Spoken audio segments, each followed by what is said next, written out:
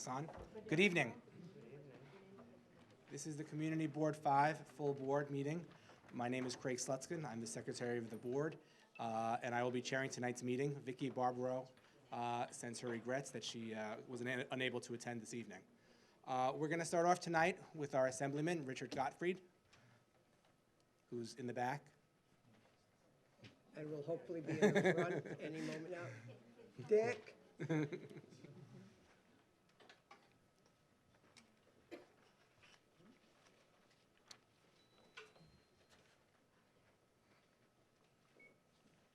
You're on. All right, well, thank you. So, few things I wanted to run through. One is,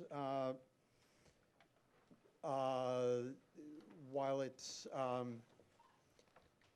not in my assembly district, it is certainly in Board 5. And maybe everybody but me knew this, but the Times had an article a couple of days ago that the MTA is, after 100 years, going to be redoing the train tunnels under Park Avenue coming out of Grand Central, and that they estimated the next 20 years, various sections of Park Avenue and I guess some of the adjoining sidewalks are going to be ripped open while they rebuild the tunneling bit by bit, which I guess any of you who didn't know that, and as I say, maybe everybody but me did know it, any of you who didn't know it, I'm sorry to bring you that news. But you know, it makes what's going on with the tunneling below Grand Central, you know, look like, you know, a minor program. So that's going to be some turmoil. When it begins, I don't know.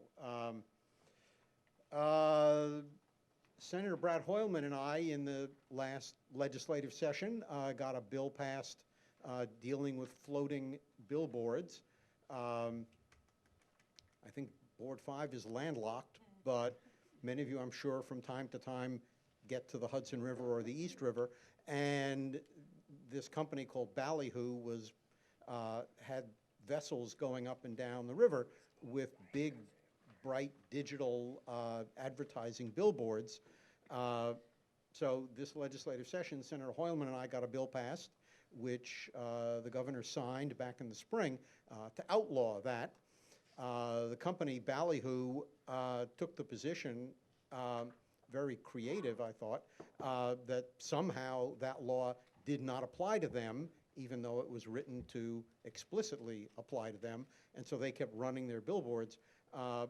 Senator Hoylman and I wrote to the city, said, you know, it's your job to enforce this, please do. They took Ballyhoo to court, and within, I don't know, it seemed like a couple of weeks, they had a settlement in which Ballyhoo paid the city a lot of money, did not admit to any wrongdoing, and announced that they were moving their boats down to Florida. I guess maybe that's where Donald Trump got the idea, but anyhow, so they're gone. And we have also, Senator Hoylman and I decided our next target will be the billboard trucks of which there are some going up and down the streets in Manhattan. So we're going to do a bill to outlaw them. One of the things we did this session was give people more time before an election or a primary to register to vote or to change your party enrollment from one party to another. The presidential primary is April 28th, I think the date is. The date for either registering or if you're registered but you're not registered in the party whose primary you want to vote in, and I'll leave that up to you, is February 14th, which is easy to remember because it's Valentine's Day. I remember because it's my wedding anniversary. So if you're not registered, if you know somebody who's not registered, if you know somebody who's registered as a blank, as we call them, and wants to enroll with a particular party, do it on or before February 14th. You can, by the way, download a voter registration form from the Board of Elections website. There is also a process in New York, which is easy to do, although a little complicated to explain, in which you can register to vote, change your enrollment, et cetera, entirely online without ever touching a piece of paper, provided you have a New York State driver's license or non-driver's ID. If you have one of those, you go to the Department of Motor Vehicles site. There is a way to set up an account for yourself with the state of New York. Once you have done that, you can then follow the dots and register to vote or change the terms of your registration entirely online. How do you do that? The answer is, since the state has your signature on file if you have a driver's license, and since state law, enacted a number of years ago, sets up a process for a government agency to essentially glue your signature from over here, electronically over here, people in the governor's office figured out several years ago that they could piece all that together and set up a system in which New Yorkers can register to vote all entirely online. It's one of the best kept secrets in the state of New York. You are now in on this government secret. Don't say I never did anything for you. Finally, this year, as they do every year, an organization called Environmental Advocates, which is the main environmental lobbying organization in Albany, put out, as they do every year, a voting rating on how legislators voted on environmental issues. And I'm delighted that, and this has happened many times before, I got a 100% rating from them. And also they were nice enough to declare me a, quote, environmental champion, which was kind of nice. I don't know if you want me to take questions. Sure. If you do, I'm happy to. Sure. If not, I'll get out of your way. Sure. If you want Does to anybody call on have any folks. questions? If not, I know you've got a full agenda, so. Thank you. Okay, thanks. Thank you so much.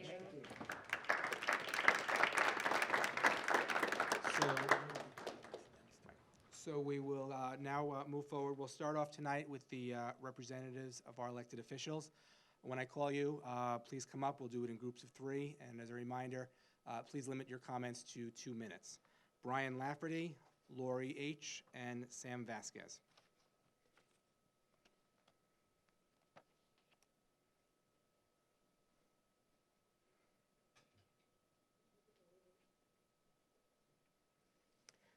Good evening. My name is Brian Lafferty. I've had the privilege of working with the Office of Manhattan Borough President Gail Brewer for 5 years, including as Community Liaison to Manhattan Community Board 6 for the past year. I'm now excited to begin working with all of you at Manhattan Community Board 5 as your Community Liaison. I'll be reaching out to all Community Board 5 members. I'll be reaching out to all Community Board 5 members by email, but if you would like to reach out to me, please don't hesitate to do so. My phone number is 212-669-4564, and my email is blafferty@manhattanbp.nyc.gov. I have 3 brief announcements to share with you this evening. First, all are welcome to join Borough President Brewer's office on Monday, November 25th from 6 to 8 p.m. at 1 Center Street, 19th floor south, for a public hearing for community input on strategies that would support the longevity of religious congregations while upholding historic preservation and the economic and cultural vitality of neighborhoods. The public hearing will also be live streamed on our Facebook page. Second, Borough President Brewer's office conducted a survey of how 7 other cities have grappled with residential permit parking plans. Some of these cities have congestion pricing plans and others do not. I've brought copies of the report to share with you, and I placed them on the back table. And it's also available for download at bit.ly/BP Parking Study, all one word. Third, congratulations to Manhattan Community Board 5 on placing second in the Manhattan Paper Recycling Challenge with a 2.1% growth in its recycled paper tonnage. As you may know, all of Manhattan's recycled paper goes to a pulping facility on Staten Island, and that pulp is used to make cardboard. And with that, my time is Thank up. you. Thank you very Thank you. much.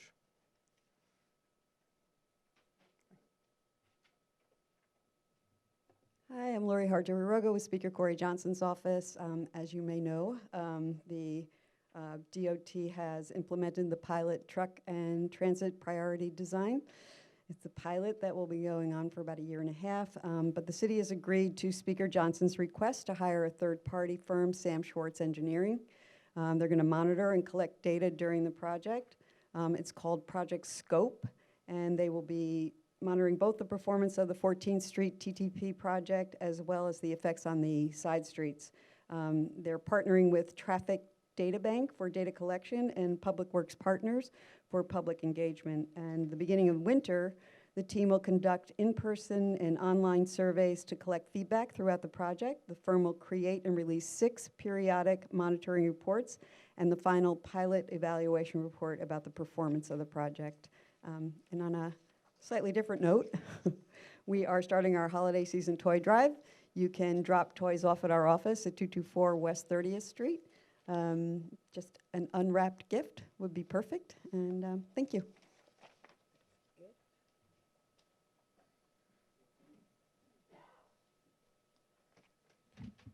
Hey everybody, my name is Sam with Senator Hoylman's office. This is my first time speaking before all of you. Just wanted to start off with, we've been hearing from a lot of workers in our community lately working at Chipotle about some workers' rights violations. We've been partnering with some of these workers and with 32BJ. We sent a letter out this week to the State Liquor Authority in order to ask them to please not renew the liquor licenses that have that Chipotle holds, many of which are in this district, because of their many ongoing workers' rights violations that are under investigation, and in addition to some violations of the state ABC law. So just want to share that with all of you. I see some 32BJ members here, and I want to say thank you for all the work you're doing. Additionally, this week is Transgender Awareness Week, so we wanted to celebrate by sharing with you all that last month we reached out to the court system asking them to change their juror questionnaire that only had male-female options. We asked them to offer non-binary options to make the court more inclusive and reflective of our diverse city. Just this week they announced that they'll be doing so. So we're proud to help make the system a little bit more inclusive to the people that call it home. We also wanted to announce that we're going to be conducting the first round of community board budgeting, which is, you've heard of district budgeting from the community council, from the city council. Now we're going to be doing a similar program where we ask input from the community board on how we should allocate $250,000 for use in the community. So we're looking forward to engaging with you all and hearing feedback about where that money should be invested. Thank you. Thank you. Abigail Bessler, Luke Wolf, and Justin Flagg.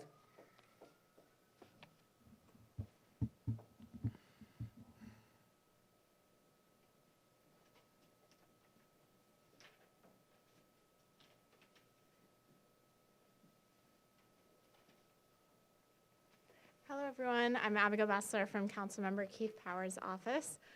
First, I wanted to talk about 2 items on the agenda tonight. First is the resolution addressing the pedestrian overcrowding around Rockefeller Center. Councilmember Powers and Borough President Brewer have proposed pedestrianizing the Rockefeller Center area by closing off 49th and 50th from 5th Avenue to 6th Avenue during the holidays. as a pilot to mitigate the overcrowding and other conditions you see there. This has support from the Fifth Avenue bid as well.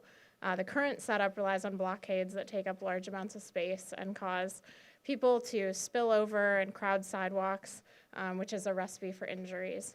And with a defined setup, we think, and better rules of the area, everything will be much better and keep everyone safer. We are continuing to push for changes for this holiday season, including a DOT proposal to increase pedestrian space on Fifth Avenue, and we'll keep you updated on that too as we push the mayor's office. But we hope that you will vote in support tonight for the need to address this issue. The second item is a bill with Councilmember Rivera that Keith Powers is a co-prime sponsor on, which is on after-hour variances. Jeremy knows more about this, but we believe that this issue needs to be addressed because of the number of complaints we get about nighttime work that's going on. It's probably the top complaint we get, and I think it's the top complaint that you all get as a board. Today, Councilmember Powers also introduced a bill to require companies to allow customers to cancel gym memberships online.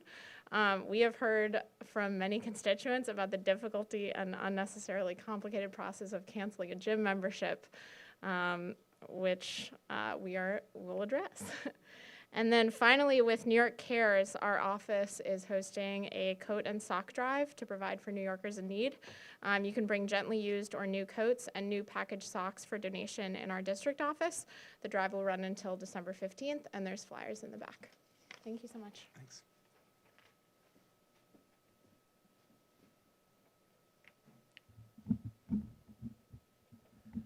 How's it going, everybody? I'm Luke Wolf from Comptroller Scott Stringer's office. There's just one recent thing out of our office I want to talk to you about today, and it was actually announced 2 weeks ago in CB5 in Times Square. And that is our study of the creative economy. And we consider the creative economy anyone in theater, arts, publishing, media, and the whole suite of creatives who are in New York City. And what we found was that they contribute about 13% of the New York economy. Over $110 billion come out of the creative economy, but there's still a lot of opportunity for growth in this. And especially the number one thing that holds the creative economy back, we found, is housing. And specifically, when you look at CB5 in the Midtown area, over the 10 years that we studied, they actually lost about 3,000 workers in the creative economy for a number of factors, but the predominant one being housing. So we have some recommendations on how to promote the creative economy and all the creatives across New York City that we really think the city should adopt. The first is we need to do more to value and promote the creative sector.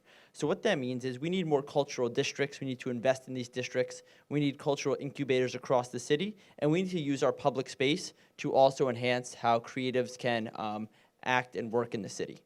The second thing that we want to do is deepen the connection between the city and the creative economy. So what that looks like is to increase investments in arts education and also cultural programming and make that available for more New Yorkers citywide. And last but not least, we want to support the creative workforce in CB5 and across the city. So that is take steps to reduce job theft, combat workers who are not getting the benefits they deserve, and also make sure we're doing more to enhance affordable housing citywide so creatives can move to the city but also thrive once they're here. Thank you.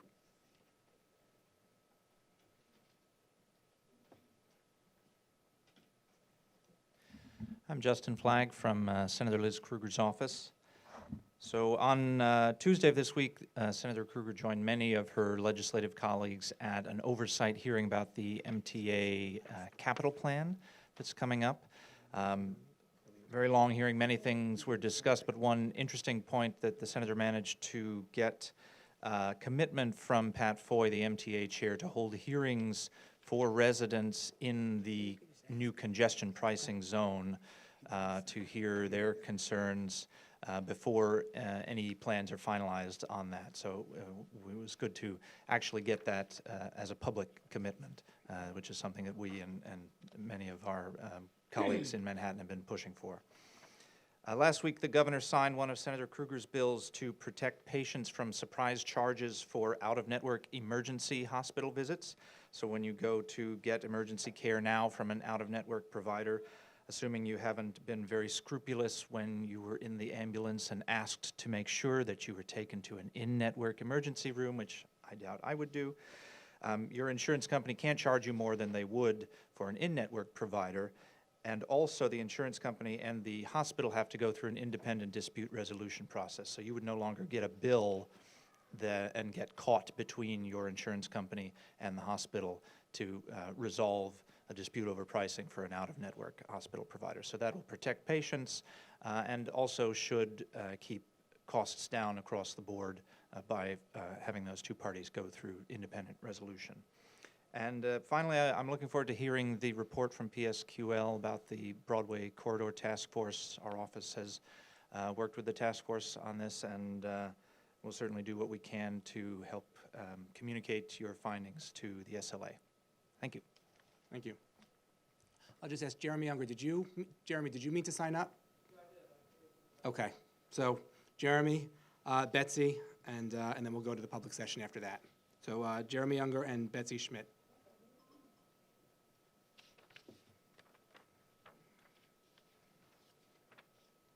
Luke probably doesn't like you. Everybody, Jeremy Younger from Councilwoman Carlina Rivera's office. Apologies if I sound a little bit under the weather, but I'll get started real quick. Again, I will echo what Abigail from Councilmember Powers' office said. I hope everyone here seriously considers and supports the resolution before you from the BEX committee on our bill that would reform the after-hours variance program for construction permits in the city. After-hours construction in the city has gotten considerably more broad and intense over the last decade. In fact, the number of after-hours construction permits has more than doubled since 2013 to over 70,000 permits issued. And we found in discussions with architects and others that these permits are often used by construction companies to mask or hide mistakes or issues on their sites, or are even used to just boost up or increase the speed at which they can get their construction done, even when the work is not needed to be done at night. So hope you guys consider that bill, and I want to thank Renee for the great discussion she had at the BEX committee hearing with Abigail and myself. In other legislation news, the councilwoman had a hearing held on a bill that she's co-sponsoring with Speaker Johnson and Councilmember Mark Levine to allow FQHCs, federally qualified health centers, those are the community health centers where they usually have a sliding scale or no fee service option, to have those included in the New York City Cares program, which is a new program that the Mayor de Blasio announced earlier this year, where New Yorkers could get free health care at our H&H facilities. We think that FQHCs should be a part of this, especially in CB5, considering that there are no H&H facilities in CB5. In other news, just really briefly, some of you may have heard about the new hotel special permit that the city is announcing for the Union Square area. The councilwoman's really excited about the city considering this approach. We've seen with hotels like the Moxie Hotel on East 11th Street that hotel development often at this point is now having a lot of negative effects in our neighborhood without providing a lot of real community benefits. And we really hope that the city continues to explore different land use options to help curb commercial development that is not in scope with the rest of our residential neighborhood. Thanks.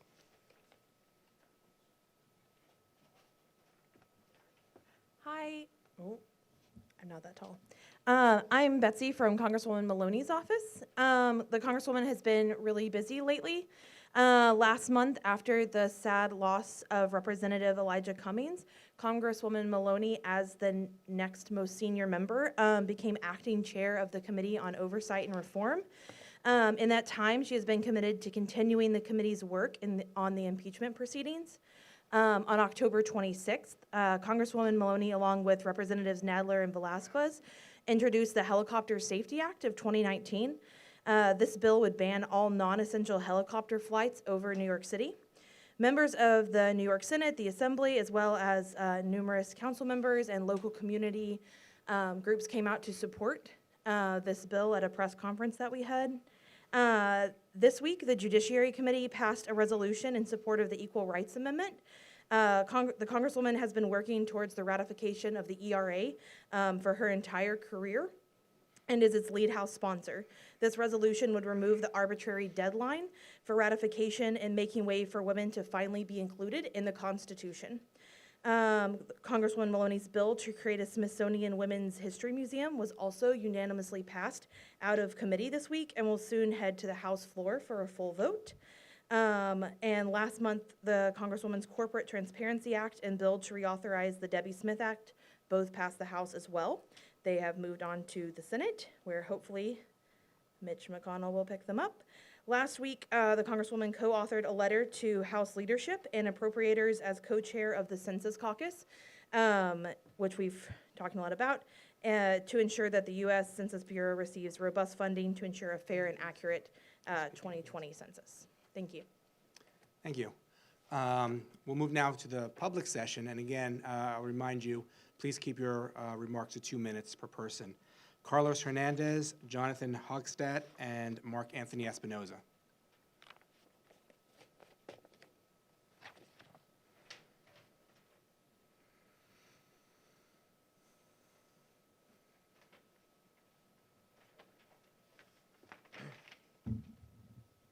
Hello, my name is Carlos, and I work at Chipotle Mexican Grill. Until recently, I was at the restaurant at 9 West 42nd Street, which is Community Board 5. Over the last few months, I've been standing together with my coworkers as a one voice to improve our working conditions and change the fast food industry in general. In 2017, fast food workers across the city fought for and won the Fair Workweek law to stabilize our work schedules and provide us with a path to full-time hours. Chipotle has not complied with many provisions of this law. At 9 West 42nd Street, I only received 20 hours a week, and as my general manager for more shifts, I wanted extra money so I could build up savings and give some money to my grandmother to help bake groceries and to also have some little spending on the side. Instead of offering available hours, Chipotle hired new people and offered them the open shifts, which is a violation of the Fair Workweek law. Along with hundreds of my coworkers at Chipotle's across New York City, I signed a petition demanding they comply with the Fair Workweek law, especially by offering us hours before hiring new workers. In September, my coworkers and I joined workers from 4 other stores to file a complaint with the Department of Consumer and Worker Protection, which is investigating the company. The city is now either reviewing complaints or pursuing charges against 38 Chipotle restaurants, nearly half of their 84 locations in New York City. Workers at 12 complaints out of the 17 licensed Chipotles in Community District 5 have filed complaints, including workers at 464 Park Ave South, which had a liquor license that expires at the end of the year. Chipotle responded to our efforts to stand up for our rights with retaliation and threats. Charges have now been filed against Chipotle with the National Labor Retaliations Board across the company of threatening workers who have stood together to fight for their rights and even firing one worker. These charges are currently under investigated. Thank you.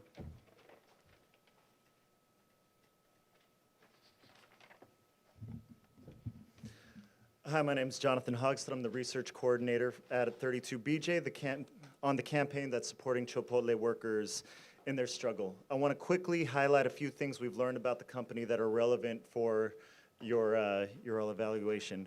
First, Chipotle can operate perfectly well without a liquor license. While they have far more licenses than any fast food company in New York, in New Jersey, none of their stores sell alcohol. In contrast, most New York City Chipotles hold the same classification as many full-service bars, OP 252, which allows for the on-premise sale of wine, beer, and liquor. Second, Chipotle is neither a local business nor is it a franchise structure where the actions in one store could arguably be seen as separate from another store. Chipotle is based in Newport Beach, California, and is one of the country's largest corporations. All of their stores are directly corporate operated under a single hierarchy. Chipotle restaurant general managers report to mid-tier field leaders who in turn answer back to just 2 team leaders who oversee all of Chipotle's New York City restaurants. The store where workers have filed complaints alleging violations of the Fair Workweek law include multiple field and team leaders across all of the boroughs. Given this operational structure, it's also relevant to talk about the abuses, the allegations nationwide about wage theft, sexual harassment, et cetera. We've put that in a packet for you all. I encourage you all to read that. In the interest of time, I'll skip the long list. But we want to also say that the chaos related to the abuses that workers have seen in the restaurants is also related to to the mismanagement that has led to a lot of liquor law violations. Workers have come forward saying that minors have served alcohol. We've worked with a 17-year-old in another community board hearing for her to present how she mixes Patron and has mixed Patron and salsa for margaritas. And we know that in recent years, the State Liquor Authority has moved to reduce the community board's input. We know that this is going to be hard. We're asking everybody to step forward, speak out against this. Together, we can do this. Thank you. Good evening, members of Community Board 5. My name is Mark Espinoza, and I work at Information Technology High School in Long Island City, Queens, as a cleaner, where 32BJ represents my coworkers and myself. SEIU 32BJ is a labor union that represents over 10,000 members who either live or work in this community board, all with good jobs. Because of the good jobs we fought for, our community is stronger. I have full-time hours with family health insurance and retirement benefits fully paid for by my employer. I spend my entire day ensuring a clean and safe environment for kids to learn in. That work does not end in the classroom. I also coach high school wrestling and soccer. My first year as a soccer coach, I saw one of my kids hospitalized. His parents were going through a divorce, and he turned to drinking. He drank so much that he wound up with alcohol poisoning, and the paramedics had to rush to get his stomach pumped in time. Our children need a clean and safe environment outside of the school as well, not one where the fast food restaurants they frequent sell alcohol. Many Chipotle restaurants in New York are close to local schools. For example, the Chipotle at 125 East 23rd Street in this community board is within 1,000 feet of Baruch College Campus High School. There's a Chipotle near my high school, and I know kids who go there every day for food after classes are over and just before their after-school activities begin. They're not alone. A consumer survey earlier this year found that Chipotle is the third favorite restaurant amongst teens. In my opinion, the number one reason why kids drink is because they have access to alcohol.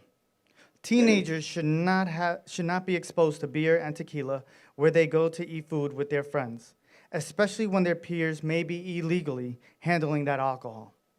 In early September, we presented our concerns to Community Board 3 of Brooklyn. They voted to not support Chipotle's application for a liquor license at 774 Broadway. I hope that this committee also shares these concerns, and I respectfully ask that you also recommend against any further renewals for Chipotle restaurants within Community Board 5. Thank you for your time and your consideration. Thank you. Mario Messina and Bobby Robiana.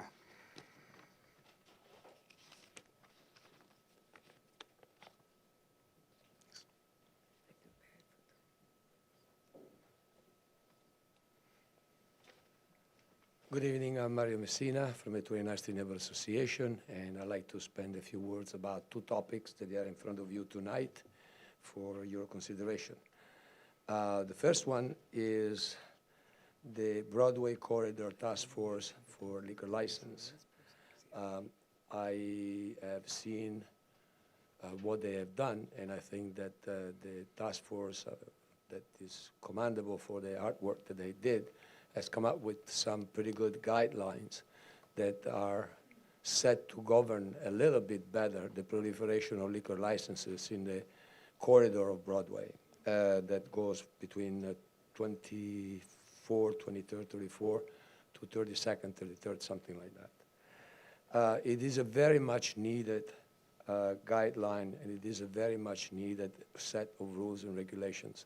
Please support us, and please vote for it tonight.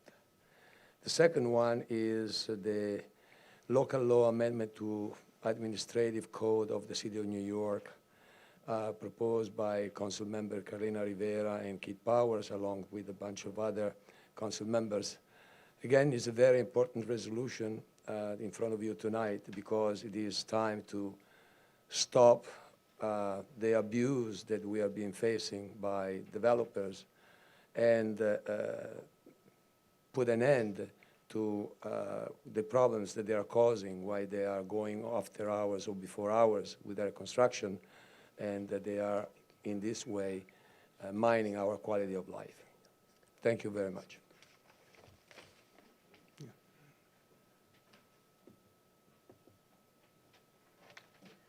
Hello, my name is Lisa Wager. I just cut my hair a little bit. Oh, that joke actually kills at Community Board 4. But anyway, my name is Bobby Urbina. I'm representing FIT, and I'm here to deliver a few cool updates on what's going on at the Fashion Institute. So, as part of their curriculum, illustration students created a themed mural on FIT's facade called Chalk FIT. This year, the theme is FIT's 75th anniversary, and the themes are of iconic moments of the last 75 years and going into the future. It goes from 26th Street on 7th Avenue all the way up to 28th Street and around the corner onto that block. And this year, Blick Art Materials donated $1,000 worth of supplies to students. And not to mention that the Blick store is located right here in CB5 on 6th and 20th Streets. Chalk FIT is the first time most of these students are creating public art. And the murals will remain on the facades for several months, so I hope you all get a chance to walk by and just take a look. It's also, for those who want to not brave the cold, it's also on Instagram at Chalk FIT NYC if you'd rather look there. So faculty and student collaboration also occurs with breast cancer garments. And what does that mean? So in an example of the interdisciplinary and collaborative experience that is FIT, Yoko Katagiri, an assistant professor of social sciences and a breast cancer survivor, is working with Sydney Nobleza, who graduated last year with a bachelor's in technical design, to manufacture and market a garment for post-op mastectomy trouble with that word, patients both in the hospital and after they've been released. And that looks great while accommodating post-surgery limitations. So the new garment called Relax Zip was Sydney's senior project, and it's designed to be easily put on, and strategically placed zippers and concealed pockets can store surgical drainage devices. So it helps a lot of women who underwent mastectomies. So we're really proud about that. So thank you very much. Thank you. Thank you, and we'll now move into the business session. During the business session, it's only appropriate for the members of the board to deliberate. It is not appropriate for the members of the public to deliberate unless so designated by the chair. We'll start off tonight with the adoption of the October 2019 minutes. We'll go for a roll call vote. Wally? Michaelis. Yes. Benzic. Yes. Chu. Yes. Clark. Yes. Dale. Yes. Dowson. Yes. Garcia. Yes. Gatto. Goldman. Yes. Gasha. Yes. Greeley. Yes. Haas. Yes. Hartman. Heyer. Johnson. Yes. Kabak. Yes. Kaliforski. Yes. Kazner. Yes. Kinsella. Yes. Loxico. Yes. Levy. Yes. Lopez. Yes. Mafia. Yes. Meyerson. Yes. Miller. Yes. Paulson. Yes. Raybar. Yes. Shapiro. Yes. Slutskin. Abstain. Oh. Spandor. Yes. Spence. Yes. Schinkel. Yes. Verdi. Yes. Weintraub. Yes. Yang. Yes. Thank you. Do you have anything to report? Okay. So then we'll go to committee reports. We'll start with Parks and Public Spaces. I'm actually going to do it, and unless anybody objects, I'm just going to sit here. I'm not going to the podium 5 feet away. It's my privilege as the chair to do that. So the first resolution, I have two resolutions for consideration. I'm going to deem them myself read, and I'm going to bundle them. The first resolution is an application for Norikoh, which is a restaurant on 43 West 24th Street, between 5th and 6th Avenues. This is for a new unenclosed sidewalk cafe for 10 tables and 20 chairs. The sidewalk cafe will operate from 11 to 11 Monday through Saturday. It'll close at 10 o'clock on Sundays. The team went through other establishments on the block, noted that these hours are actually quite consistent with the other sidewalk cafes on the block. The applicant originally asked for a larger amount of tables and chairs, and the committee asked them to roll that number back, which they did. They eliminated 3 tables, 6 seats, which resulted in 1 less row of tables, and that left enough room on the street for pedestrian flow. We thought the application seemed reasonable, therefore, and the committee approved it 14-0-0-0. Are there any conflicts to this resolution? Are there any questions? Any comments? So Todd. So I did this one, and this is an example. If we're going to have sidewalk cafes in a certain area, this is one where we as a community board can try to have a restraining impact before it gets out of control. So I know that street well, my business is there, and there were a number, in the last 2 years, there have been, I think, there are no less than 4 outdoor cafes that have started operating there. And, you know, in consulting with this particular applicant and the prior applicant, we worked hard to scale back what they were doing. You know, their natural instinct always is to be open till 2 o'clock at night and have the maximum amount of outdoor space that they're allowed on the sidewalk. So this is something that's changing neighborhood. Overall, I think it's a good idea. It adds a lot to the neighborhood. The street previously was very dark and dank during the day. You know, it leads into Madison Square Park. I think that the way it's developing is we should take as a model, first of all, to be consistent from application to application and try to get the establishments to work, you know, to the own greater good of the neighborhood. Leila? Although I hear that it's a reduced footprint, I am a little bit concerned that 10 tables and 20 chairs is actually pretty big. Pedestrian traffic is actually heavy on 24th Street. I will certainly defer to the committee's recommendation, but I want to express a little tinge of concern with how that could evolve. Yeah, and I'll just make a comment to that comment. And Todd should correct me if I'm wrong, but I believe after they scaled it back, it's more than 8 feet of space. It's actually fairly wide. It's actually much more than 8 feet. You know, as a reminder to everybody, statutorily it has to be at least 8 feet of pedestrian space. This is significantly more, at least significantly more. So just as a note, a guidance to anybody else that's doing this. So there's always a trade-off. So they wanted much later hours, and they wanted more tables and chairs. So we did the best we could, right? They did compromise, and we were able to increase the clearance on the sidewalk substantially. And you know, we pride ourselves on being reasonable, trying to get the company, good operators, to compromise. Any other comments? Okay, the second resolution is for an application from the Madison Square Park Conservancy for a holiday tiny house event. That's going to be held at Madison Square Park from December 4th through 7th. As a reminder, in previous years, the Conservancy had a marketing event around this time with the gingerbread house. That went almost a month. The contract for that has ended, so the Conservancy was looking for a replacement for funding purposes. This new event is sponsored by Fiala Raven, I'm sure I'm not pronouncing that correctly, which is a Swedish company specializing in outdoor equipment and clothing. Setup begins on the morning of December 4th. Cleanup ends on the early morning of December 8th. The event itself will be from 8 a.m. on December 4th through 5 p.m. on December 7th. This will coincide with the lighting celebration for the holiday tree at the park. They're going to put a tiny house, what's called a tiny house, on the southwest gravel, which will be open from 8 to 5 each day. On page 4 of your packet, you'll see a picture of that tiny house. It'll be 32 feet long by 8 feet wide, with a slanted roof from 9 feet to 13 feet high, with holiday lights decorating. In the house, the applicant will be showcasing gifts for the holidays. They're opening a store downtown, so this is essentially marketing for that, but they're not actually going to be selling anything in this tiny house. They'll have some brand ambassadors to explain what's inside, but they won't be overly soliciting people to come in. We had a long conversation about that. So it won't be that somebody's grabbing you in the middle of the park saying, come in, come in, come in.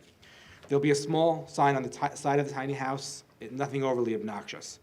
They'll be providing free tea and coffee, hot chocolate, and snacks for 2.5 hours in the morning, and then 3 hours additionally in the afternoon.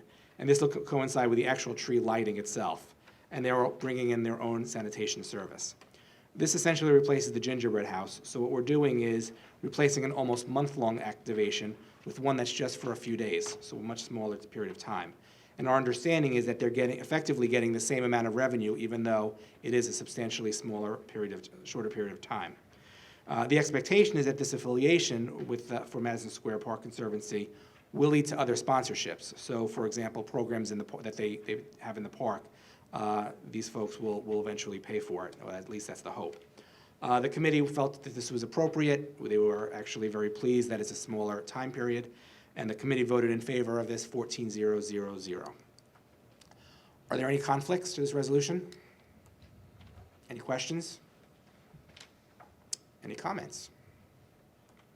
And we'll take these two resolutions to a vote. Yang. Yes. Weintraub. Yes. Verdi. Yes. Schenkel. Yes. Spence. Yes. Spandor. Yes. Shapiro. Yes. Raybar. Yes. Paulson. Yes. Miller. Yes. Meyerson. Yes. Mafia. Yes. Lopez. Yes. Levy. Yes. Yakasika. Yes. Kinsella. Yes. Kazner. Yes. Kalafarsky. Yes. Kabak. Yes. Johnson. Yes. Haas. Yes. Greeley. Yes. Gashow. Yes. Goldman. Yes.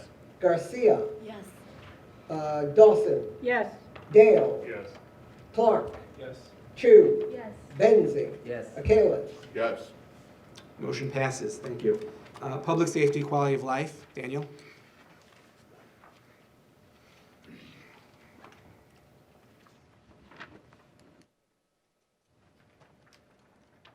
Okay, hello. I'll ask you to forgive me in advance. I'm a little under the weather, so apologies for my voice. This is about the Broadway Corridor Task Force and the report that we've come out with. If you turn to page 8, it starts on line 210. So it's rather lengthy, so I will try to summarize it as best I can. We did a lot of research in the area trying to, dig into the data and the numbers and surveyed a lot of different stakeholders, and this is kind of what we came up with. Certainly seeing a dramatic increase in the number of liquor license applications in this area. This is partially due to zoning. We've also seen a vast increase in the hotels in the area. The guest room occupancy has tripled. The amount of venue space within the hotels has gone from none in 2009 up to 8,000 in 2019. There's also a lot of residential areas, development. I point to that in Appendix E. The hotel information is Appendix B. If you look at Appendix A, you'll see a map of the licenses in 2009 and then 2019, which I think does a great job illustrating just the dramatic increase we've seen. So because of this, we've kind of come up with some guidelines for the area, which I will go through. First of all, the geographic area of that we will keep this to, that we will enforce the guidelines within, is between 26th Street and 31st Street, between 5th Ave and 6th Ave. We talk about some outdoor requirements we'd like to see, which pretty much mirror the rooftop rear yard on-premises liquor license policy that's already in place. I'll highlight two of those, which are that rooftop bars, restaurants must be a minimum of 10 stories above abutting and cross-street residences, and then the hours as 10 p.m/11 p.m. Closures. Then we talk about the hours of operations we'd like to see for non-outdoor spaces, which are 1 a.m. or 2 a.m. respectively. We talk about the size and occupancy and method of operation. I'll highlight the two major things, which are the square footage of 4,000 feet if it is within a one-block area of other hotels or of large hotels that are being built, just to kind of try to balance the density issues and make sure it's fair and spread evenly. Then also the method of operation. I point you to Appendix D, which is kind of a approval matrix, so a lot of different things that we will look at to determine whether the establishment whether we would want to approve the liquor license of the establishment. We then have a long section about the hotels in the area, as that is a big concern of ours. We talk about ways in which the community can reach the hotels or register complaints, hours of operation for hotels. This is kind of one caveat we've made to the hours of operations for the rest of the area, which is a 4 a.m. close to accommodate late arriving hotel guests. This will be quite limited, both in size and location, and it's, again, for hotel guests only. And then maybe the last thing I'll point out is the co-working space guidelines. We're seeing a lot of those pop up within the area too, and so we just want to make sure that, you know, they're following kind of these guidelines. Alcohol for members and their immediate guests only, not the general public. We would limit the number of events open to non-members, and then just issues of queuing and traffic in lobbies and outdoor spaces. And I guess that's it. I know I kind of went through that quickly, so if there are any questions or anything else to add that you think. So I'll add a couple of things. You can hear me. So, first of all, on behalf of Vikki, I wanted to thank Daniel and the entire task force for a really Herculean effort. Vikki was very impressed when you presented this at PSQL, as were Nick and I, and the task force consisted of various members of CB5 as well as members of the community. It really was a good team effort. We had members residents, we had members of the 29th Street Association, as Mario had alluded earlier. So we wanted to first thank you for all of your hard work on this. A couple of things. One thing I wanted to mention was, one thing that Daniel had noted was that some of the hours of operation we allowed solely for hotel guests. One of the things that in PSQL we hear from applicants very frequently is, we need to be open till 4 a.m. We have guests coming in and checking in at 3 a.m. and when they're coming in at 3 a.m., they want to get a drink. I don't know how many people want to get a drink at 3 a.m. after they're on a long flight, but that's an argument that a lot of the hotel operators have made. What we did, and I think this was actually a very smart thought by the committee, was sort of head them off at the pass by saying, well, you can be open till 4 a.m., but it only is for hotel guests. So you can't have outside people coming in for a drink at 3 in the morning. You can only have it for those people who are getting off a plane at 2:30, 3 o'clock in the morning, and want to go drinking at that point. So we'll see how that plays out, but we think that was actually the right way to go. Appendix D, which is the matrix on page 18, a lot of our committees have matrices. I know what we do in parks. We have an actual parks matrix. I think landmarks has a matrix as well. And we found in those committees that that's actually very helpful. It's a helpful tool when we're going through an application to say, well, where does it fall? Does it fall on the left side or the right side? And if it's enough things on one side, then we might actually say no to it. So our expectation is that this is going to be used quite frequently in all of the applications in this area. So those two things I did want to mention from there. The hours of operation were actually very hotly discussed by the committee. We wanted to strike a balance, because if we start saying, everything has to be closed at 9 o'clock or 10 o'clock at night, the SLA is simply not going to say that's feasible. We want it to be fair, and Community Board 5 has a very good reputation with the State Liquor Authority as being fair. Some of the other community boards say no to this, this, and this. We don't do that. We work with our applicants, and the SLA is aware of that, so we wanted to make sure that they were aware that we were being reasonable, and we wanted to be reasonable here. So we were taken seriously. Maybe, can I add to that point? Actually, we did quite a bit of research surveying all of the liquor licenses in this area and the hours on those licenses. And yeah, I think very, very few, if not even more than a handful, were open later than these hours. So we thought this was a very reasonable balance, as Craig is saying. First of all, are there any conflicts to this resolution? Questions, Leila? First of all, I want to commend the task force for the enormous work that was done, and it is very impressive. I think it's going to be very useful. Can you just clarify the boundaries of the map?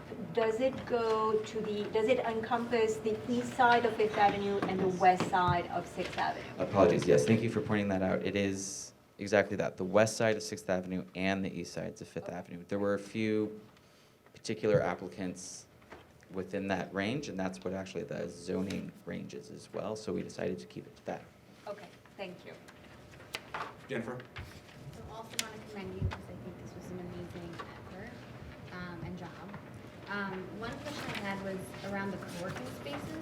The question, or what you said about limiting the amount of events that they could have where outside people were invited. Go ahead, sorry.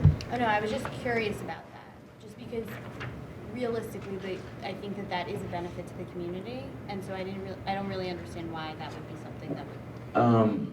I think we meant more like private parties at these spaces. Like, we don't want it to become a catering hall type of situation. If it's more public events or speakers or panels, that was not exactly what I think was in mind. So then, can I make a friendly amendment, possibly? You might want to spell that out, because I go to a lot of these things, and there usually aren't private parties, but there are a lot of speakers and events and things where they might serve beer and wine. And so you might want to just clarify that, because that might detract. Yeah, maybe we should say private events for non-members. Does that make more sense? You might want to clarify based on the nature of the event. Okay, yeah, we can work on some language to clarify that. One comment on that, one of the things that we've been seeing with a lot of these newer co-working spaces is that they're having a lot of private parties where the alcohol is actually flowing quite a bit. So for example, they'll have a beer tap and nobody's watching it, so you're getting a bunch of people who are just drinking and drinking and drinking, and then they're congregating outside, and there are residents who are around there who are obviously frustrated at the situation. So that's one of the reasons why we did, one of the areas that the task force focused on were co-working spaces. We can sort of put some language in to clarify the type of parties. I think that's acceptable, if you're acceptable. Sarah? Hi, I've been to 230 Fifth Avenue rooftop a number of times, and I've had my own events there, not late, not at 4 a.m., but it's a gorgeous place. And I would hate to see, I don't think there's anything wrong with it. You can have it be open till 4 a.m. because it's way up top. You have a view of the Empire State Building and all the beautiful tall buildings around it. And it doesn't seem to be heavily residential, although I haven't studied it the way you did. Yeah, no, that's a good question, and that makes me realize I should clarify, this is for new licenses, right? So we will grandfather in.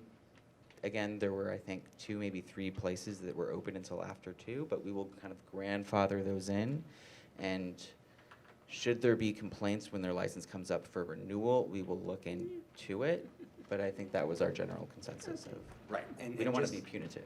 And just to clarify, the grandfathering is for the existing operator. So let's say the operator from 235th closes or leaves, and a new operator, a whole new application comes in, then they will be subject to the policy. So the grandfather is with the existing operator, not the space itself.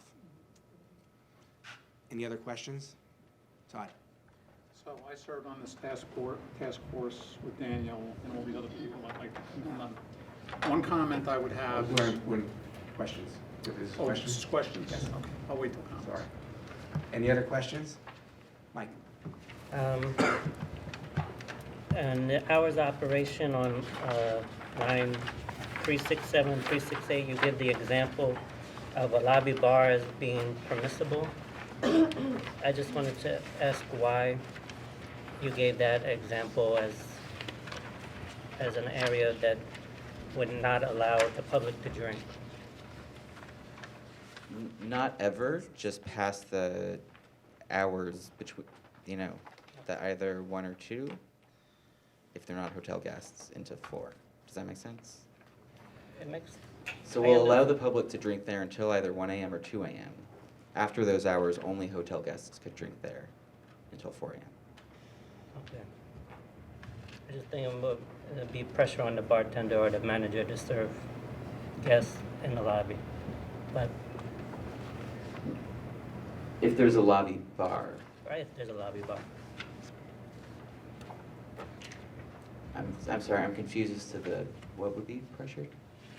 If the public was allowed into the lobby, which I assume they would be, and there was a bar and a bartender was there and they're only serving hotel guests, would be pressured. Say this is a hotel guest, my friend or whoever, that wasn't really staying there. After 2 p.m., after 2 a.m. you're talking about? Yes. So you're saying if a hotel guest had a friend from the outside coming with them, how would they confirm that? How would they enforce that? If they're with a guest, that is what it is. I mean, I think what we're trying to get at is if let's say the Marriott or the Virgin Hotel, which is coming up, Todd and I can't go in together to get a drink at 3 a.m. because we're not hotel guests. I just think that suggestion of using that example makes it more confusing. I would ask that you would just take away that example. Leave the whole idea, just leave out such as a lobby bar. Okay, I'm fine with that. Okay. Got it. July. Yeah, so the boundaries, I'm confused. Does it include the east side of Fifth Avenue or does it not? Because online. No, it's just the west side of Fifth Avenue and the east side of Sixth 279. Avenue.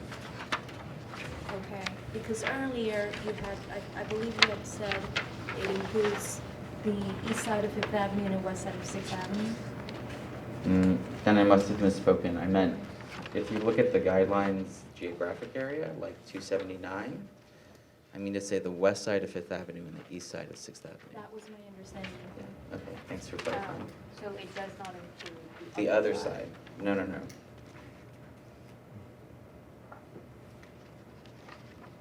Go ahead, please. I have a follow-up question. What is the rationale for not including the other side of the avenue? It was the density, appropriateness, et cetera, and trying to look at it holistically.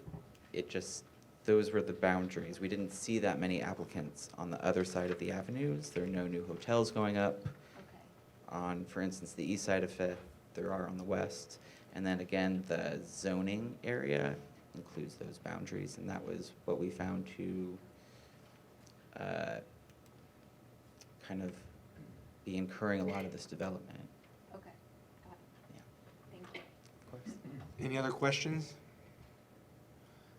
Comments? We'll start with you, Todd. So, again, I want to commend everybody on the task force. We worked very hard using the diverse, often difficult to find sources of information about hotels and liquor licenses, closing hours, and so on and so forth. But one of the things that really would have helped us would be professionally done, scientifically procured and documented analysis of the street activity, the pedestrian traffic, of even the street traffic. Because really what's driving this, particularly with these hotels and these big venues that are trying to open up now that the nature of the neighborhood has changed, is there literally isn't enough space on the streets for all this activity. And I know something about this. I've been on parks, done the ped counts. When I was in college, I also did some research on the use of these kind of studies. So it would behoove us as a community board, if we know that we have these areas where these kind of issues are going to come up and are going to require our input, then we have access to funding, or we can use the influence we have with elected officials and try to get them to allocate money, or the appropriate organs of city government should do this or have this as a task worth doing, right? So, we've finished our report, and certainly with regard to the size of the establishments and, the number of hotels, but that's just indirect evidence, right? Like, all of us have been here, particularly on the Parks and Public Spaces Committee, on the we've seen proposals from the Department of Transportation where they do these models that show to the certainty exactly how busy these streets are at certain times and certain hours. So how much better would our result have been if we had information like that? So maybe we can add a note to the appendix, or we can have the collective memory when we have the chance to push the people that can do this sort of work to do it for our district. Any other comments? Okay, then let's take it to a vote. Okay, Kalis. Yes. Benzing. Yes. Chu. Yes. Clark. Yes. Dale. Yes. Dowsett. Yes. Garcia. Yes. Goldberg. Yes. Gasha. Yes. Greeley. Yes. House. Yes. Heyer. Yes. Johnson. Yes. K.O.H. Yes. Lafarski. Yes. Kazner. Yes. Kinsella. Yes. Lexico. Yes. Levy. Yes. Lopez. Yes. Mafia. Yes. Myerson. Yes. Miller. Yes. Paulson. Yes. Raybarn. Yes. Shapiro. Yes. Slutskin. Abstain. Oh, sorry. Spandor. Yes. Spence. Yes. Schinkel. Yes. Birdie. Yes. Weintraub. Yes. Yannick. Yes. Motion passes. Thank you, Daniel. Thank you. And also thank you to the elected officials and their representatives for their support during this process. They were very helpful with the speaking to the SLA in terms of getting some more time on applications. So I want to thank everybody. Thank you, Justin, especially. Bex. Hi, good evening. We had one resolution. May I deem it read? So deemed. Thank you. Jeremy Unger of Councilwoman Rivera's office and Abigail Bessler of Councilmember Power's office presented to us at Bex the details of a bill that the members have introduced that would amend the process for issuing after-hours construction variances. Just to give you a little bit of background, if you look at 311 complaints in our district, noise is by far the biggest complaint that we hear about, and construction noise is a big part of that. When noise complaints come in, it's really hard to parse whether those noise complaints are legit or not. And what I mean by that is whether a construction site is working after hours or not. When you look at the website, it's really, really hard to tell.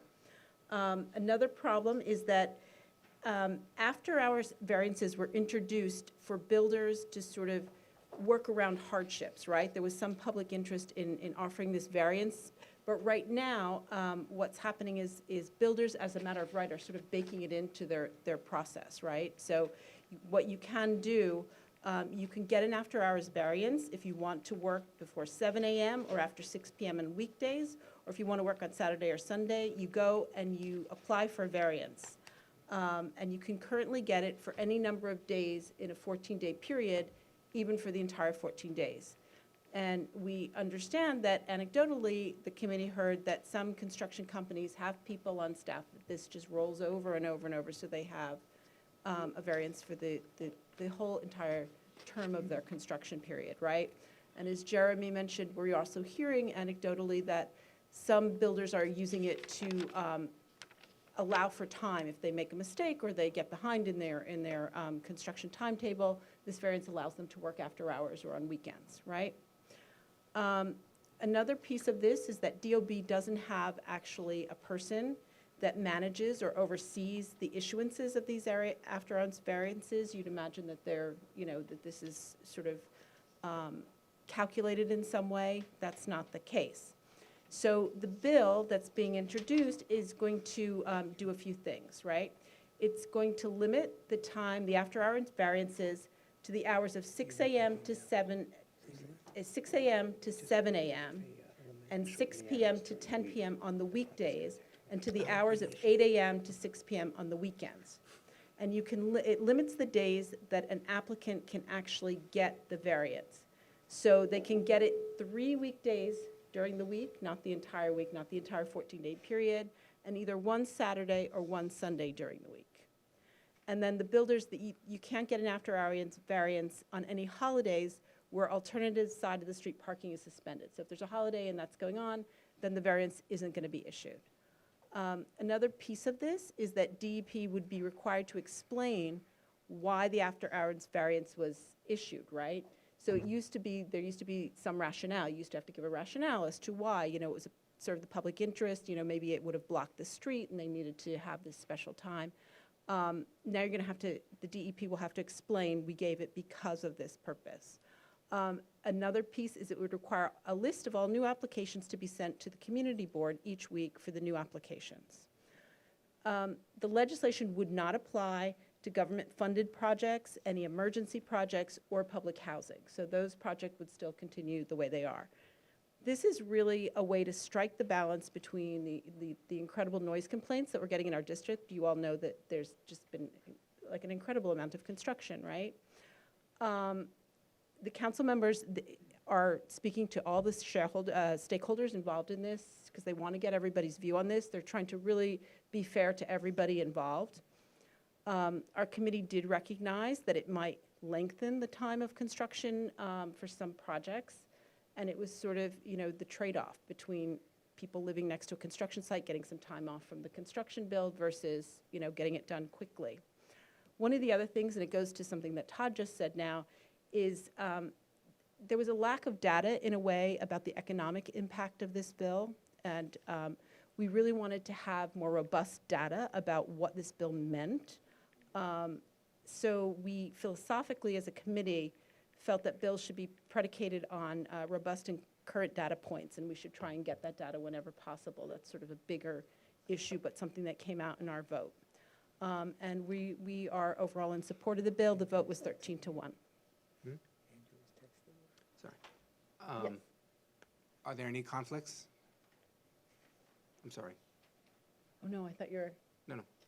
Are there any conflicts? Any questions? Jennifer? I don't know if you got this information or not, or if it occurred, but I know when we met, there was discussion about the fact that there was going to be, a meeting and they were going to get input from the other stakeholders that they hadn't gotten input from at this point. Do you know if any of that transpired? I don't know if I know that they are open to speaking to all the stakeholders involved. I don't know the timetable of that, no. July? And this is a bill, well, I guess, this is a bill for the entire 5 boroughs of New York City. Yes. Any other questions? Any comments? Jennifer? Yeah. So I was obviously the person who opposed. And in principle, I do agree that it's important to take into consideration quality of life. Jack, can you speak up? Yeah. I think it's really important, obviously, to have quality of life and living in New York City. But I do think that you can't pass legislation or policies that have economic impact without looking at what that economic impact would be and knowing what the trade-off is, or speaking to the stakeholders involved, like labor or any business interests, and understand why this has occurred and what that impact is, and have actual data. Any other comments? I would just echo those exact sentiments. It was exactly what I was thinking, and so I'm glad you brought it up. Thank you. Any other comments? July? I agree with both. And I think, one provision of the bill, which is requiring the applicants to, or DOB rather, to share the applications on variance permits with the committee boards on a weekly basis, maybe that, isn't a step enough forward that will allow the committee board to coordinate the complaints and disseminate the information, keep open this channel of communication between what happens at DOB and what we experience on a community level. I think historically there has been a breakdown of communication. So in addition to what the two have already expressed. I think that the resolution does point to the fact that we're looking for the collection of robust data to go forward. This was sort of in a vacuum. This was put before us, and we didn't have the data points, but we are encouraging that data is gathered wherever possible. Rachel? Yeah, just to your question earlier, we had left it at the end of the meeting with the council members' representatives that we couldn't really be updated on these conversations throughout the process in case some of their statements with stakeholders changed by the hearing. So just to clarify that, we had left it that we would be in touch at the hearing to hear the official statements from all the stakeholders. Yeah, I was asking if the hearing had occurred. Oh, no, it hasn't. Yeah. Joe? I think this bill fixes a problem. After our variances and noise happens 2 o'clock in the morning, and there's no mechanism to prevent someone from renewing these applications. So it is addressing a problem. And on the front of, you know, I am, as many of you are, I believe in capitalism, free markets. I don't think that there's definitely a balance between quality of life and the number one complaint in the district, by the way, is noise. Quality of life versus the unabated, you know, free market. I go for quality of life. There's a construction right across my house. I'd like to echo, I think, all of the comments that were made, including Joe's just now, I agree with. I'm sorry this is a question. I know we've passed questions into comments. But why is there a special carve-out for any projects receiving government funding? I understand emergency repairs are time sensitive and need to be addressed quickly, but anything else I think should be the same across the board. If the issue is noise, why does it matter whose project it is, if it's a public project or otherwise? In fact, public projects are going to be more expensive if they're being permitted for after-hours works because they tend to be done with unionized labor, which gets 2 to 3x on their hourly rate if it's done after hours. Doesn't make sense. So the government-funded projects looked to address this sort of affordable housing that we're all looking for and really hoping gets built and gets funded. And so it looks to address the homelessness issue and affordable housing. So they didn't want to cramp, they didn't want to, you know, add a longevity to those projects when it's critical that we also work to get affordable housing. If I could just respond to that. The question still stands. You could have a carve-out for affordable housing only, but this is just a blanket statement of all projects receiving government funding. So emergency repairs or public housing is specifically stated here, but I don't understand the rest of the general statement and why it's so broad sweeping. I agree with, as I said, with a lot of what has been said already.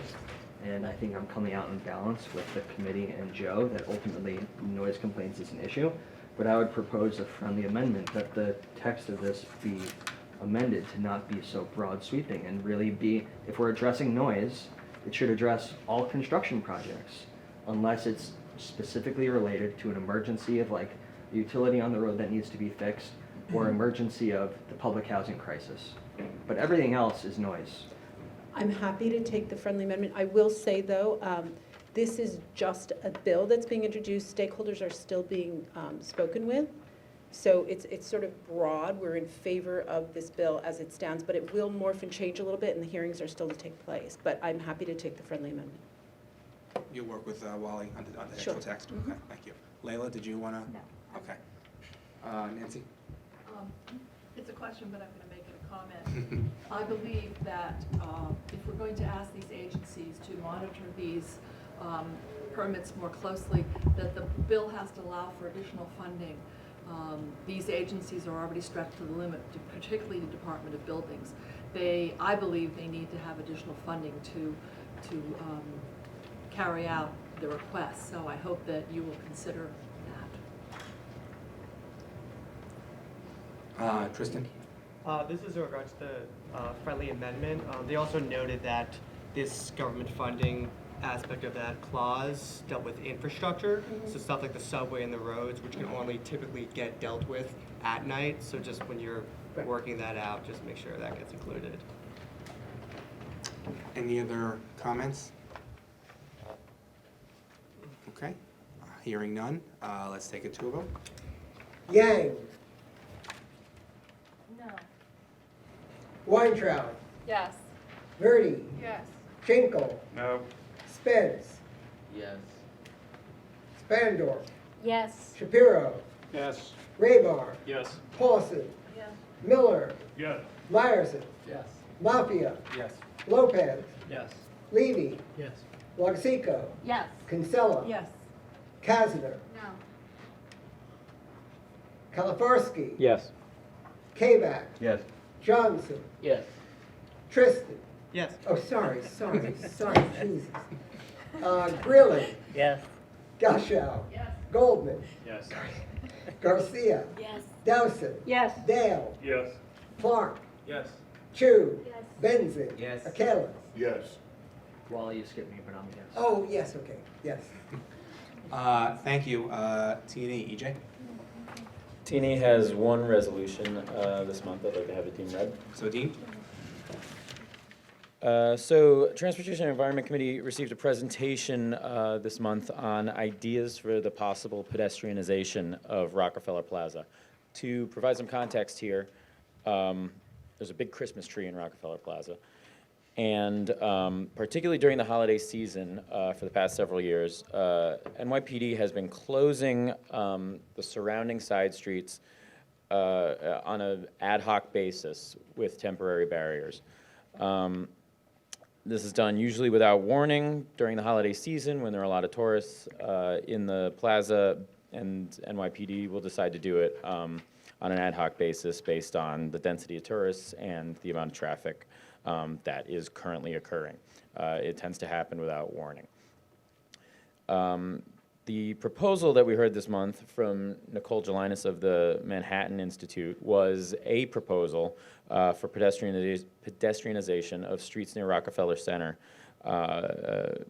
via temporary closure to traffic of 49th and 50th Streets between 5th and 6th Avenue, and specifically during the weeks when the Rockefeller Center Christmas tree is standing. It also included establishing bus, truck, and pedestrian priority on approaching portions of 49th and 50th Streets across Midtown. It included designing pedestrian-friendly street design treatments for the new pedestrian plazas, including bollards to make these streets more accommodating of the seasonal crowds and to protect pedestrians. For some more context, Community Board 5 has also received input from several neighborhood organizations weighing in on the concept of pedestrianizing parts of Rockefeller Center. Tishman Speyer, who manages parts of Rockefeller Center, have been supportive of a more permanent pedestrianization concept in the area. As you heard earlier tonight, the Fifth Avenue bid is supportive of pedestrianizing. City Councilman Keith Powers and Manhattan Borough President Gail Brewer, as you also heard, have sent a letter to the Department of Transportation and also published an op-ed in the recent weeks calling for pedestrianization of the plaza to improve traffic and pedestrian safety. The Times Square Alliance has also reached out, conceptually supporting the idea, but also asking to make sure that the effects of any pedestrianization are studied closely, specifically effects on traffic to the west of 6th Avenue. Because the current situation for the past several years has been, like I said, very ad hoc and unpredictable, with increasing crowds of pedestrians and tourists and confusion for traffic, never knowing exactly when the streets are going to be closed, and because there's been, as I mentioned, growing interest in pedestrianization along the lines of pedestrianization that we've seen in other parts of the city. Our committee decided that it was appropriate to take a position on the idea. We didn't adopt or support any particular proposal or scheme for the area, but we did support certain principles. Our resolution calls on the Department of Transportation to work with NYPD to implement actual planned closures on 49th and 50th Streets and Fifth Avenue, as has been suggested in the past, this year, to actually coordinate and plan those closures, as opposed to the unplanned surprise closures that NYPD has been doing for the last several years. Secondly, we called on DOT to study all the effects of what these planned closures would have, including, but not limited to, doing pedestrian counts of the pedestrianized areas, including 49th and 50th Streets, studying the effects on traffic on 5th Avenue, 6th Avenue, the side streets, the traffic to the west of 6th Avenue, studying the effects on noise in the area of closing these streets, studying the effect of making sure that emergency vehicles continue to have access where they need to access, and studying the effects of increased tourism and the impact on local residents. Also the effect on crosstown buses. So if For any temporary closures that are put into place this year, we called on DOT to study them extensively. And then thirdly, we called on DOT to use the results of these studies to make more comprehensive and permanent plans and recommendations for future years to put something more comprehensive and permanent in place. So the Transportation and Environment Committee passed this resolution unanimously with a vote of 12 to 0 to 0 to 0. Thank you. Are there any conflicts? Are there any questions? Leila. Just to make sure I understand, so the proposal is to close vehicular traffic on 49 and 50 between 5th and 6th, and close and create an additional lane of pedestrian traffic where there was a bus lane. Is that? You mean on Fifth Avenue? On Fifth Avenue. Yeah, that's what we call for in the resolution does not call specifically for closing 49th and 50th streets entirely. We don't call specifically for a specific configuration. In regards to 49th and 50th and Fifth Avenue, we call generally for DOT to work with NYPD to establish some sort of a planned closure for this year, but we don't call for a specific configuration. What is the proposal that was Presented to us? you? That was a proposal for complete closure of 49th and 50th streets between 5th and 6th Avenue. That was one proposal. We know that there are others out there, and we don't adopt a specific proposal. So the resolution says do something. Yes. Do something, work together on it with NYPD. Okay. Right, other questions? Yes. Will? So we've seen other proposals from the DOT come before us for street closures, in particular, many different stretches of Broadway, all the way from Columbus Circle down to Union Square. And it's always presented as something that's temporary or a test or seasonal, and somehow they all seem to become permanent and never really revisited. So I was curious if it's possible as a friendly amendment to include something in this resolution requesting that there actually be a review period following whatever is implemented with for community input to really discuss how it went and if this is something that should be repeated or not, instead of just becoming a permanent thing. Is it already in there?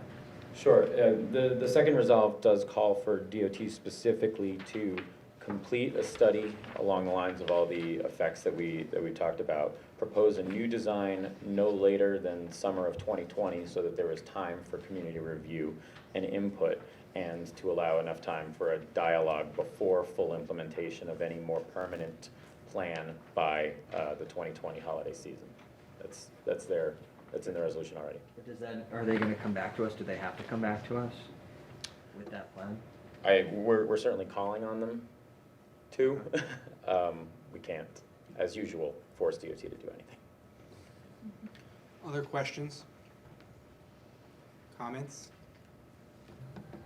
Okay, hearing none, let's take it to a vote. Michaelis. Yes. Benzie. Yes. Chu. Yes. Clark. 11. Yes. Dale. Dowson. Yes. Garcia. Yes. Goldman. Yes. Gasha. Greeley. Yes. Haas. Yes. Heyer. Yes. Johnson. Yes. Kavak. Yes. Kaliforski. Yes. Kazner. Yes. Kinsella. Yes. Logasico. Yes. Levy. Yes. Lopez. Yes. Mafia. Yes. Meyerson. Yes. Yes. Miller. Paulson. Yes. Raybar. Yes. Shapiro. Yes. Spandorf. Yes. Spence. Yes. Schinkel. Yes. Verdi. Yes. Weintraub. Yes. Yag. Yes. Motion passes, thank you. Landmarks, Leila. All right, so we're going to stay with the Rockefeller Center. We had two applications this month. The first one is an application by Tishman Spires for a number of alterations at Rockefeller Center.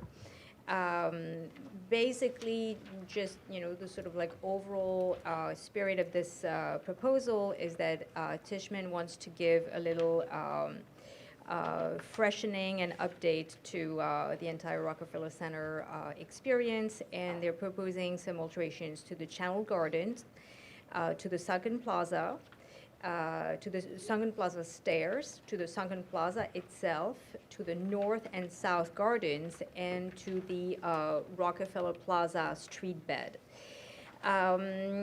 To give you a little bit more detail, so Channel Gardens, as you know, is made up of a series of pools that are in the middle of the channel. Originally, these pools were actually tiled with a reflective type of paver that was meant to reflect light up. Tishman is proposing to replace these pavers with actually thick, sort of semi-translucent glass pavers. The effect would be that it would reflect the light the way it was originally built, while also allowing light to penetrate into the concourse, and it would lighten the concourse underneath. And this is pretty much the big chunk of what they're proposing. They're also proposing to relocate the plaque that is in front of the sunken, above the Sunken Plaza, towards the front of the Channel Gardens. The Sunken Plaza stairs, they're proposing some really interesting reconfiguration, and you can see them on page 25. As you know, in winter, the Sunken Plaza is home to the ice skating rink. But originally, when Rockefeller Center was constructed, it looked like the visual that you have on the bottom of your page. It looked like, the sort of like grand staircase. And then to accommodate the rink, they decided to chop off the stairs so that the rink would be big enough. They're not contemplating reducing the size of the rink by any means. What they're proposing to do is actually to reconfigure the wall so that in winter it would accommodate the rink, while in summer they would basically push up this wall and bring this temporary staircase that would be made out of wood and that would fit perfectly and seamlessly to the existing stairs. So they would recreate the original sort of, grand entrance onto the Sunken Plaza. It's interesting to note that currently the Sunken Plaza is occupied by the existing restaurants, but this lease is actually coming up, and they are reclaiming this space, which will become accessible to the public. Currently, you need to be a patron of the restaurant, one of the two restaurants, to be seated there, and after this alteration is done, it will be open to the public. They are also proposing to do some alterations to the Sunken Plaza itself. They're bringing all the bay openings to the same size. There has been a number of alterations, and it's a little bit of a mishmash right now, so they're going to bring some uniformity to the height of the openings. All these openings into commercial tenants, currently the restaurants, lead into the concourse, and it will be an additional entry point into the concourse. The granite that is the material used for the walls of the Sunken Plaza is showing some signs of aging. So they're going to replace all the granite with in-kind. The granite quarry still exists. It produces the exact same type of granite, same quality, same color. So they're going to use same material. And they're proposing to install some, sort of like trellis system, and they're going to grow some vines on the wall. And they're also going to redo the surfacing of the floor using terrazzo. Then the north and south gardens, you have some visuals for that on, I think, the following page. On page 27, actually. So you can see up top the existing north view, and it's mirrored on the south garden. with the sort of bubble glass elevator that basically goes from street level all the way down to the concourse. And what they're proposing to do is actually to remove these elevators, which are not original, and to relocate them towards the north side of the plaza, and to look like what you see on the rendering at the bottom of the page. So the elevators are going to be a bigger footprint, and they're going to have this sort of large overhang.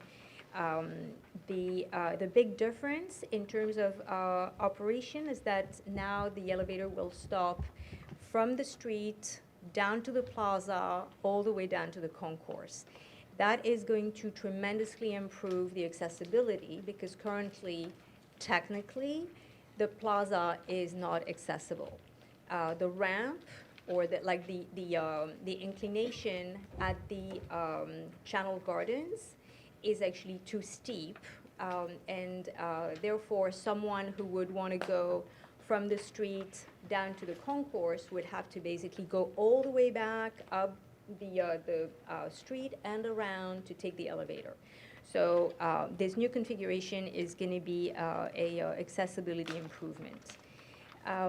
As you can see in the middle visual, they are also introducing a set of stairs that will go from the plaza down towards the lower level. The ramp is made out of metal, but the sides of the staircase are made out of glass.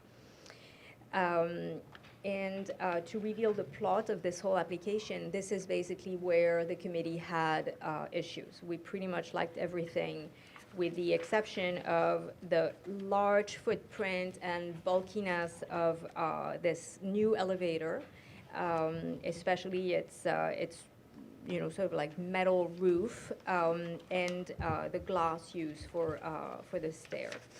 But to go through all the proposed alterations, the applicant is also proposing to redo the surfacing of the plaza street. So this should be, well, actually there's no visual for that, but I will explain to you. It's very simple. Currently, the street, like Rockefeller Plaza, between 49 and 50, used to be a street. It was then turned into pedestrian street. And it was the bed of the street, meaning like the surfacing, was actually raised a little bit. As a result, the curb is still there, and it is a terrible tripping hazard. I mean, people fall every day, like dozens, and it has been really a problem. So what they're proposing to solve this problem once and for all is to basically raise the bed so that it would be in plane with a sidewalk. The surfacing treatment would be different. The curb would be kept, so it would still read as a street. It's not like it's going to be, sort of like vast floating sort of sidewalk, but it will eliminate the tripping hazard. So overall, the committee was very impressed, very pleased, felt that it was really quality design, but we struggled, as I said, with the design of the elevator, not its location. We have no problem with the location. We have no problem with the loss of the existing elevator, which is really crappy. So it's really the design that we felt was bulky. This overhang is really intrusive and obtrusive. Obtrusive of the view, obviously increasing accessibility, but really too bulky.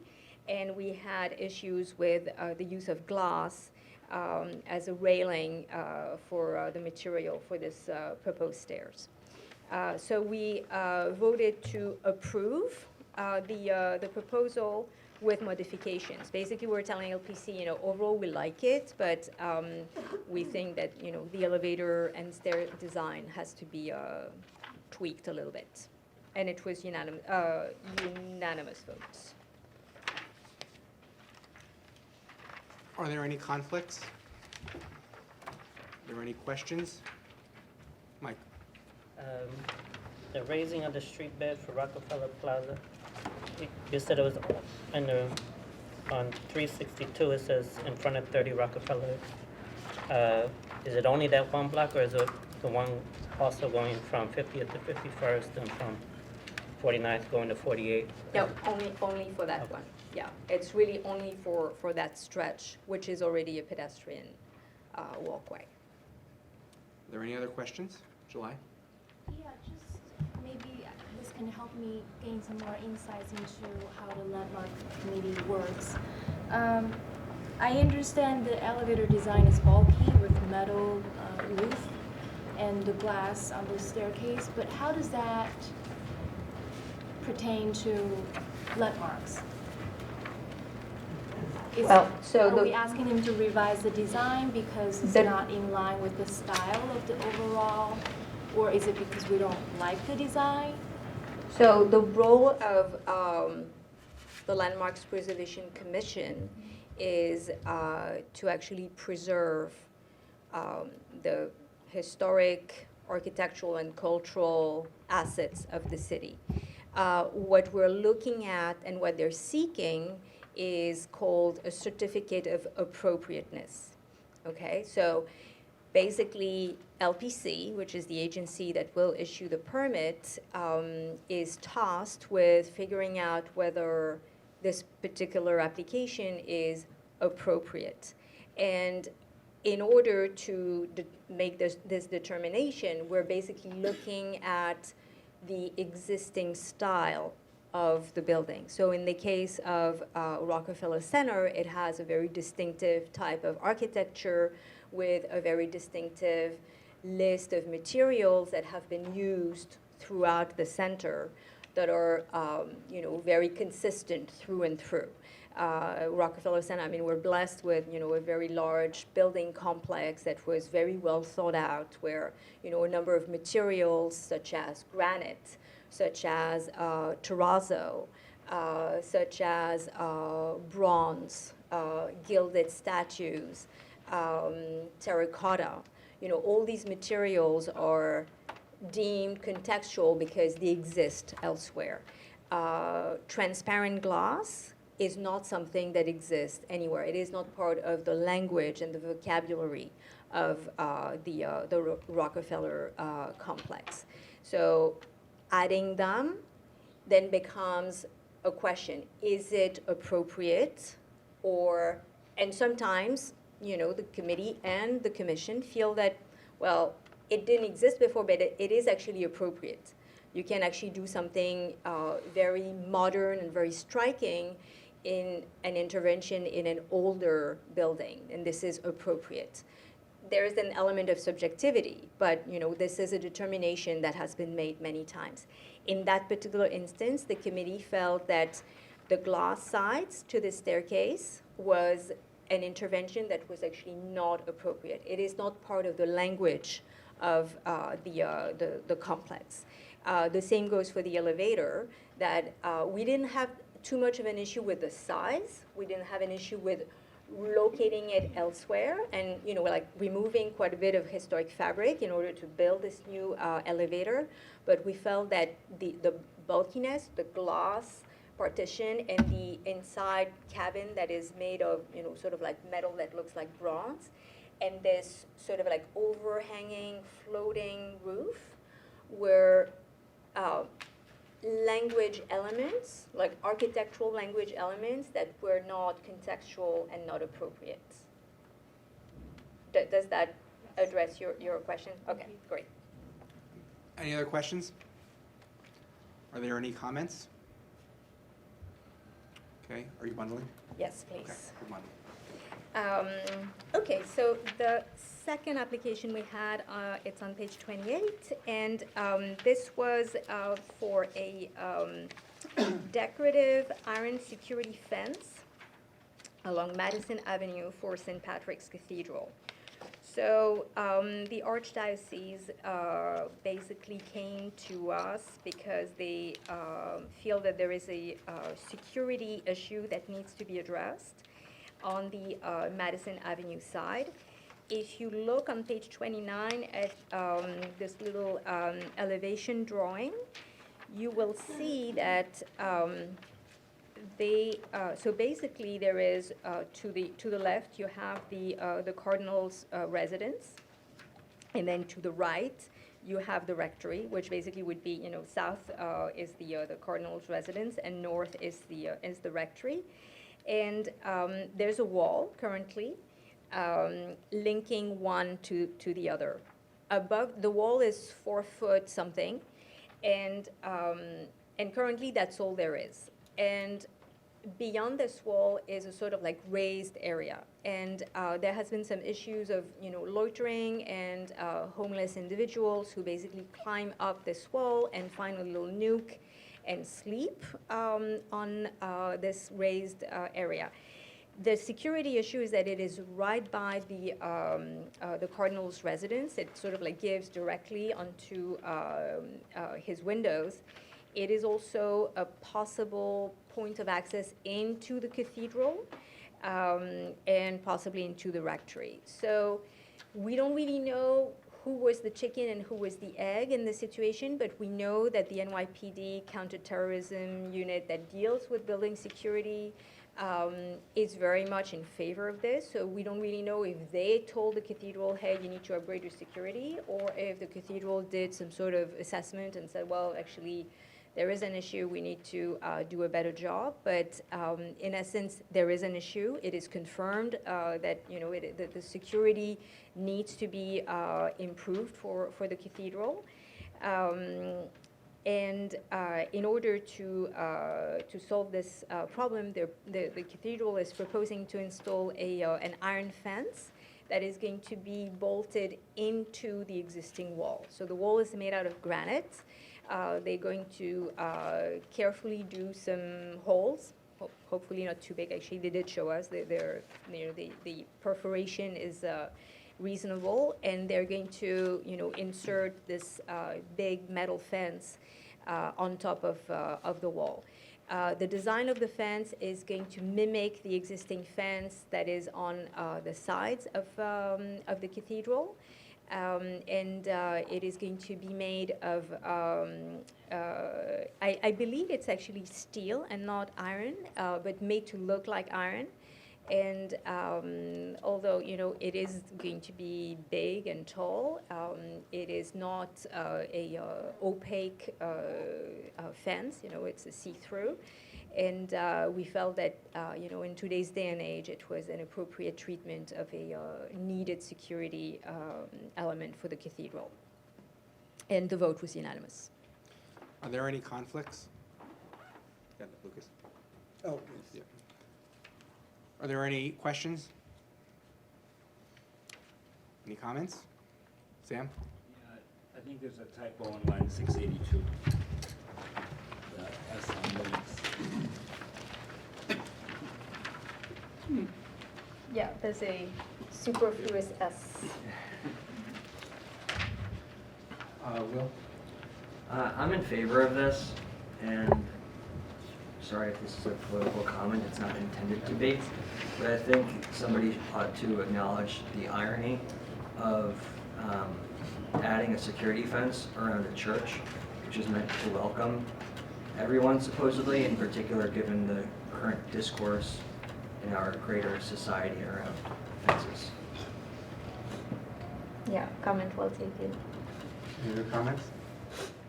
Let's take it to a vote. Akalis. Yes. Benzie. Yes. Chu. Was that a yes? Yes. Oh, okay. Dale. Yes. Dowson. Yes. Garcia. Yes. Golden. Yes. Gasha. Yes. Greeley. Yes. Haas. Yes. Heyer. Yes. Johnson. Yes. K.O.H. Yes. Kalafarsky. Yes. Kazner. Kinsella. Yes. Logsico. Yes. Levy. Yes. Lopez. Lopez is on Yes. first. Yes. Okay. Mafia. Yes. Meyerson. Yes. Miller. Yes. Paulson. Yes. Raybar. Yes. Shapiro. Yes. Spandau. Yes. Spence. Yes. Schinkel. Yes. Verdi. Yes. Weintraub. Yes. Yang. Yes. Land use, Leila? Okay, so we had one application that produced the resolution.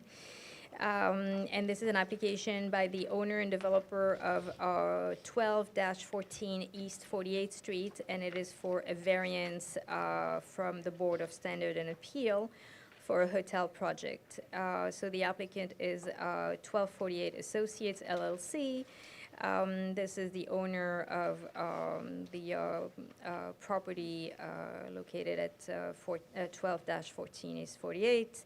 It's located between Madison and Fifth Avenue, and this is in the newly rezoned East Midtown Special Subdistrict. So this project started before the rezoning, and before the rezoning, hotel use was a conforming use, and there has been some substantial delays.